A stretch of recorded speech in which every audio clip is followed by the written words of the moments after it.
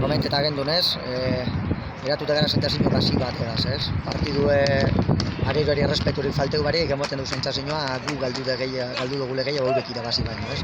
Batez be eure baino akats gehiago egin dugu zelako, eurek oinarrizko ondo bete dabe, eta guk gaur ez dugu gure maila, ez? Ezer osoa egonda taldea gaur. Bai, urten dugu itxarote. Urten dugu partiduek oinarte, ez? Azkenengo fase honetan garaipen pilo bat abesten atzetik enkadeneutek eusek bakarrik egingo dila. Da sarri komentetan dugu ez guk joan behar dugu situazio horrek generetara, bakarrik ez diren modu. Gainera, haizeak ere asko baldintzatu dugu norbeakoa.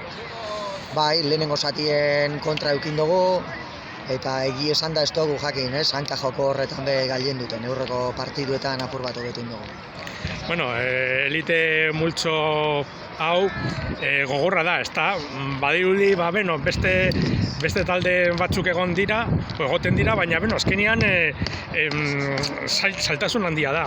Bai, argi euki gendunez, igoten gendunean elite talde honetara tier bat edo tier bi taldean arteko aldea asko murriztuko dela. Hemen talde guzti jokatuten dere, eta gakoetako bat da hau lehen esate gendunez, nok akats gitxi hauen arek partidu bateko aukera gehiago.